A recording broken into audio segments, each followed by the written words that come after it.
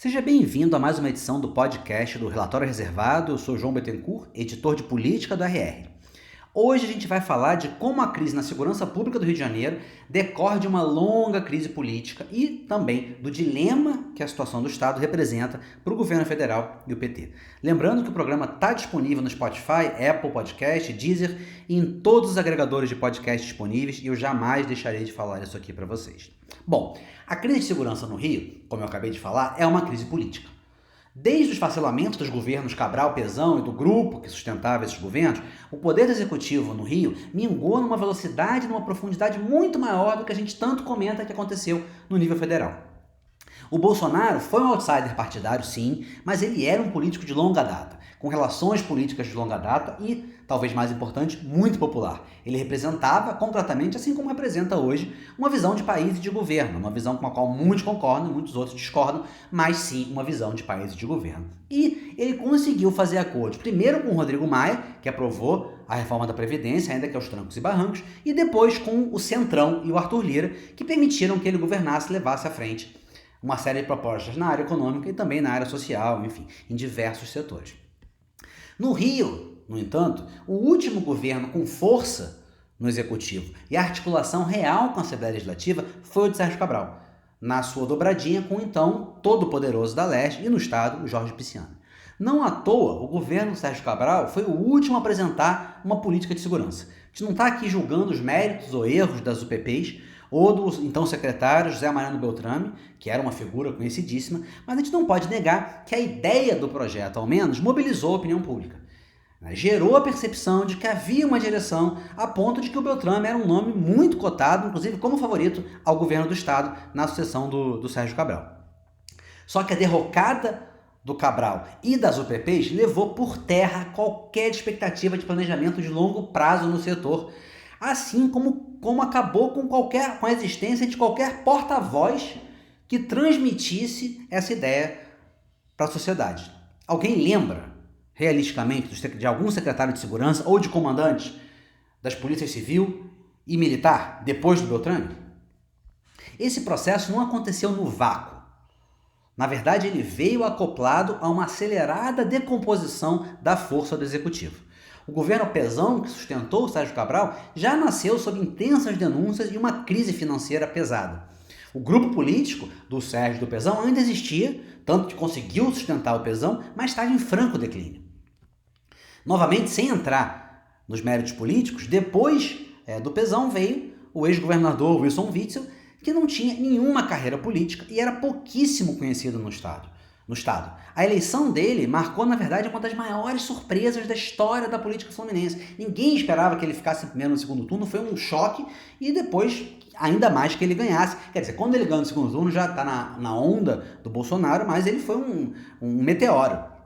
Né? O que não foi o suficiente para fazer dele um governador forte, pelo contrário, até por isso. Não só ele não tinha nenhum núcleo político, nem conseguiu ter, e também não tinha uma popularidade que decorresse dele. A popularidade e a eleição dele foi muito acoplada à onda que elegeu o Bolsonaro. Quando ele brigou com o Bolsonaro e não tendo um núcleo político, ele caiu, não tinha sustentação nem popular, nem política, tanto que foi varrido do governo, diante das denúncias que ele sofreu. Ele foi o primeiro governador do estado cassado, né? O que, para além da importância das acusações que ele sofreu, mostra como ele não tinha poder e capacidade de mobilização nem política, nem popular. Depois dele, o governador Cláudio Castro ainda sobe ou desce, né, um degrau. Ele tinha até mais história política do que o Witzel, porque tinha alguma, mas mesmo assim muito iniciante. Ele tinha sido eleito vereador da capital com 10 mil votos antes de ser vice do Witzel em 2018, tinha sido eleito em 2016. Só que para sobreviver ao vendaval que varreu o Witzel, que então era o governador do qual ele era vice, ele se baseou no que foi na prática uma divisão do governo entre os aliados, entre os seus apoiadores. Na eleição que ele venceu, depois de assumir o governo concorrendo pela primeira vez, uma reeleição, mas porque ele tinha assumido depois do Witzel ser cassado, essa divisão do governo entre os aliados funcionou, porque deu a ele capilaridade, gerou um exército de prefeitos, vereadores e candidatos a deputado trabalhando o seu nome. Quer dizer, deu certo. No governo, no entanto, São outros 500, porque esse grupo que levou o nome dele para fora durante a eleição, baseado nessa aliança que dividiu o governo e a candidatura, né, teve que ser trazido para dentro. Então foi preciso abrigar todos esses agentes políticos e os embates internos que isso gerou e que esses agentes políticos tinham e têm. Tudo isso em meio a uma Assembleia Legislativa, uma LERJ, que não tem nem de longe a articulação com o executivo de outras épocas, que dirá dessa época Pisciani, Sérgio Cabral. E pior, não tem nem mesmo a coesão interna que ela tinha. A Assembleia hoje vive embates internos constantes. A LERJ do Rio de Janeiro não tem nenhum centrão que negocie, pode se discutir, tem interesse, mas que negocie de uma maneira mais ou menos coesa. Ela, assim como o Executivo perdeu o poder e a Assembleia Legislativa ganhou, ao mesmo tempo ela não gerou um poder independente coeso, ela também é dividida em interesses. O presidente atual da LERJ, o Rodrigo Bacelar, é do PL, e o Castro apoiou o Bolsonaro, mas ao mesmo tempo está longe de ser parte do núcleo central e contar com o apoio desse núcleo central do ex-presidente. Também não é próximo, nem tem a confiança do PT e do Lula, e ainda perdeu um interlocutor petista que tinha muita experiência no partido e na LERJ, o ex-deputado derrotado na corrida para o Senado, o André Siciliano, que tinha se aliado, se aproximado do Castro e dado mais sustentação a ele. Então, nesse contexto, essa disputa interna e essa enorme dificuldade em ter uma direção única de governo se reflete em todas as áreas, mas se reflete mais agudamente, particularmente agora, na segurança pública. Não é à toa que em pouquíssimo tempo, recentemente, o comando da Polícia Civil foi trocado 2 vezes. E sem nenhuma secretaria de segurança, sem um secretário de segurança, porque já não existe há algum tempo, o governador não tem nenhum anteparo. Tanto que boa parte das vezes é ele que fica à frente de coletivas de imprensa depois de diversas ações policiais, polêmicas, mas que em outras épocas não levariam o governador a falar. Ou seja, por razões práticas e políticas dentro desse cenário, ele é cobrado agora a dar uma resposta mais ampla, que mostre justamente esse horizonte para além das iniciativas específicas de uma ou de outra operação, ou de uma retórica mais genérica de dureza contra o crime, que ele tem, mas agora está sendo cobrado aí além. Só que ele vai ter que fazer isso, está sendo cobrado fortemente a fazer isso, sem que os problemas políticos do seu governo e, na verdade, da estrutura política do Estado do Rio de Janeiro tenham sido sanados. Longe disso. É possível? Vai ser possível? Bom, é esse o cenário de base do Rio de Janeiro e desse vendaval político que tomou conta do Rio de Janeiro nos últimos anos, que entra a segunda parte do nosso debate de hoje. O papel do governo federal nesse processo. Esse tema gera um dilema essencial para o Lula, político e de segurança. O Castro precisa do governo federal financeiramente, mas está longe de ser um aliado. Pelo contrário, ele sofre com muita pressão da LERJ e um movimento que já vinha, como a gente estava falando, desde o seu antecessor, do Wilson Witzel. Esse fim da Secretaria de Segurança e concentração dos poderes nos comandos da Polícia Militar e Civil não veio acompanhado de um plano de ação. Extinguiu-se a secretaria, mas também isso não serviu. Então agora vamos operar de outra maneira. Você apenas deixou de ter aquele núcleo central e aquele anteparo ao governador. E o governo federal também não tem. Por mais que fale, que o Flávio Dino, ministro da Justiça, fale sobre o tema, tenha algum tempo apresentado, supostamente um plano mais amplo, isso não tem sido o foco central dele. Existe a proposta, já existe o Sistema Único de Segurança Pública, mas que é uma ideia, que agora está sendo aventado como uma solução, quase como uma espécie, de SUS da segurança pública, embora seja totalmente diferente, mas que vem sendo aventado como solução, ou como possível solução pelo secretário executivo do Ministério da Justiça, que foi, inclusive, interventor na segurança de Brasília após os acontecimentos do 8 de 1, o Ricardo Capelli, mas isso está longe de estar formatado e de apresentar uma cadeia clara de comando ou até de articulação entre o governo federal e os estados. Ou seja, o governo federal se vê numa armadilha. Se ele não faz nada, ele pode não somente criar um flanco pesado para a oposição, que tem na segurança um tema-chave, como se vê emparedado por um governador Cláudio Castro, cuja única maneira de mostrar a ação agora é tentar federalizar o problema. alegando, como ele já está fazendo, que precisa de ações em âmbito nacional, que a questão do crime organizado, milícia ou tráfico vai além do Rio, e pondo na mesa um pacote para combate à lavagem de dinheiro e às milícias e ao tráfico. Ele foi para Brasília já apresentar isso, e a ideia agora é levar isso ao Congresso como maneira de, não só, por um lado, de dar uma resposta, e por outro, de indicar que não é só com ele o problema. Agora, nada disso faz parte de um planejamento integrado de quem quer que seja. Quer dizer, se o governo simplesmente embarcar, ele vai arcar com um risco enorme de agir sem objetivo claro e movido pelas circunstâncias. Pior, além de já ter mandado para o estado do Rio de Janeiro a Força Nacional de Segurança, sem que se saiba muito bem para que, já que são 300 homens, em um universo no qual a PM tem 45 mil homens de efetivo. Ele ainda pode se ver instado a pôr no jogo não apenas a Marinha Aeronáutica, o que seria menos desgastante, porque ela estaria ocupando funções estratégicas de combate à entrada de armas e drogas, como o Exército.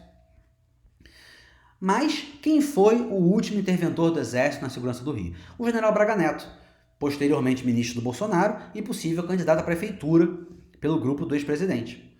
Quer dizer, em vez de apostar em uma visão que, ainda que com problemas e críticas, vem avançando, de retirar as Forças Armadas desse ambiente de politização e concentrá-las na área de defesa, aumentando investimentos nesse sentido, em equipamentos, na indústria de defesa, o governo poria, de novo, o Exército no campo político mais convulsionado do país, sendo que a gente já viu mais recentemente no que resultou em termos de embates e de prejuízo para o governo de você levar a uma possibilidade de politização ao setor. O governo criou adversários. Na última vez que houve uma intervenção no Rio, na verdade, de lá saiu um futuro adversário político.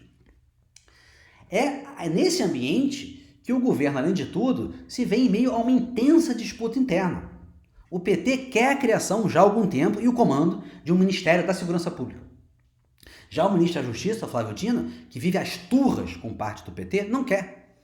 Mas também não foi capaz de mostrar até agora aonde que ele quer chegar nessa área, na segurança. O Dino é competente, é muito articulado, foi um governador popular, mas o argumento de que a maior parte das atribuições da segurança é dos estados e que as ações eficazes nessa seara levam tempo, que é o que ele tem falado, lembram muito as afirmações da época da Dilma, que atribuíam o problema da economia, em outra seara, sim, mas nessa mesma linha, que atribuíam o problema da economia a questões conjunturais e externas, e batia nessa tecla.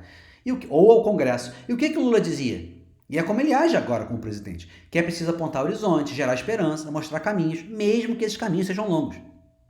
O Dino tem falhado nesse âmbito, na hipótese mais benigna para ele, na área da comunicação. Por isso, agora, diante do caos que aconteceu no Rio, ele parece agir de improviso.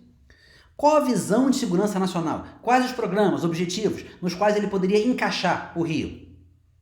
Não se sabe. Até onde a gente sabe, nenhum. Mandar a Força Nacional de Segurança ou o Exército não é um programa de forma solta. Defender a implementação do Sistema Nacional de Segurança Pública? Pode ser. Mas o que é isso? O que isso significa? Também não se sabe. E o Ministério da Justiça é capaz de levantar e tocar essa bandeira, que envolveria intensas negociações no Congresso, ter um foco, ter um porta-voz, ter orçamento, sem efetivamente, ao fim e ao cabo, se transformar em uma espécie de Ministério da Segurança Pública? Parece muito difícil. Ainda mais pelos embates internos entre o Flávio Dino e o PT e a ausência de uma direção clara na segurança de um ou de outro. É por isso que a possibilidade cresce a cada dia de que seja criado um Ministério da Segurança Pública para dar conta dessa necessidade de resposta sem que você tenha que pautar completamente o Ministério da Justiça para esse lado, embora o Dino não queira. Mesmo que não haja um Ministério da Segurança Pública, no lugar dele, quase certamente vai ter que vir um fortalecimento da área e de um porta-voz da área, que hoje possivelmente seria justamente o secretário executivo Capelli, ainda que dentro da aba do Ministério da Justiça. Mas mesmo que se faça isso, em um outro caso, permaneceria a pergunta: para fazer o quê? É essa a resposta que o governo vai ter que buscar para sair do dilema. As alternativas, em linhas mais amplas, são: 1. Se vê enredado no atoleiro fluminense, sem controle nem ingerências reais sobre o que o governo estadual está fazendo e arriscando-se a não ganhar nada entre os eleitores de centro-direita e perder muito à esquerda. 2. Fingir que não é com ele, que não é com o governo federal, dar um apoio meia boca ao governador Cláudio Castro, tentando faturar de alguma forma a dependência política que ele tem no governo federal, não só na área de segurança, mas financeira, e esperando que a situação não degringole a ponto de perder demais em termos de imagem, enquanto continua a confiar, a apostar que as medidas de longo prazo do Flávio Dino, novamente, que não está muito claro quais são, vão funcionar. Ou 3, entrar de cabeça na área, se arriscando, mas realmente capitaneando o debate e jogando a pressão de volta para o Castro. Agora, para isso, seria preciso definir exatamente o que seria, por exemplo, o que seria o Sistema Único de Segurança e quais seus objetivos. E mexer concretamente no atoleiro do Rio, que passa por uma entrada forte hoje do crime em todas as suas faces na política. É um processo que vem há décadas se aprofundando, se tornando mais delicado, mais complexo, mais ramificado. E junto a isso, ou dentro disso, como parte disso, uma ausência, já há algum tempo, de uma política para modernização e para pensar a atuação das forças de segurança no Estado, para além das ações pontuais. Nessa opção, muito provavelmente, a gente voltaria para aquele caso falado. Ou você vai criar o Ministério da Segurança Pública, ou você vai ter que criar uma política forte de segurança pública dentro da Justiça. Agora, será que o governo federal vai ter vontade política para construir isso rapidamente, ou pelo menos apostar nessa construção, no que significa um debate no Congresso, significa criar uma outra pauta no Congresso? É possível, mas teria que vir dentro de uma crença do Lula, em que ele pode fazer da área uma bandeira, como ele quer fazer na saúde, como ele quer fazer na área social, como ele está fazendo na economia. Seria até uma forma de tentar criar uma bandeira, já que a parte da área econômica, o presidente está com dificuldades e o PT de criar bandeiras para além das que ele já tem. Só que é você tentar criar uma bandeira numa área extremamente espinhosa. Mas é esse o desafio que a gente vai estar vendo aí se desenrolar já nos próximos dias, porque o governador Cláudio Castro está em Brasília e vai tentar reagir jogando no colo do governo uma série de propostas no colo do Congresso, né? E nas próximas semanas e meses, à medida que se desenvolve também, como a gente mencionou, essa disputa entre o PT e o Flávio Dino para ver quem capitanearia esse processo e quem apresentaria para o país o que seria essa política nacional de segurança. Bom, é isso aí, gente. Vamos ficar por aqui, mas vamos continuar acompanhando esse processo e os outros todos que a gente tem falado aqui. Continuamos tendo hoje, não entramos nesse assunto, mas vamos entrar futuramente. Teve finalmente a decisão de substituir a presidente da Caixa, né, entregando a presidência da Caixa para o PP e para o Arthur Lira. Né? Você tem aí votação do offshore, você tem a continuidade desse processo na segurança do Rio, você tem a questão que a gente falou nos últimos 2 podcasts, tá? Da guerra entre Israel e o Hamas, que está tendo uma série de desdobramentos. Enfim, vai ter muito assunto aí pela frente, entre outros que a gente vai continuar monitorando, tá bom? Fiquem ligados também nas análises políticas do RR Destaques e nas notícias diárias do Relatório Reservado, que trazem não só as questões da esfera pública, mas, como eu sempre falo aqui também, os movimentos das grandes empresas, dos grandes negócios, né, com uma série de decisões que pautam, né, o dia a dia, não só dessas grandes empresas, como afetando a sua vida, a nossa vida cotidianamente, tanto na economia quanto na política. É isso, não percam o RR Destaques, o Relatório Reservado e continuem acompanhando aqui o nosso podcast. Um grande abraço, até a próxima.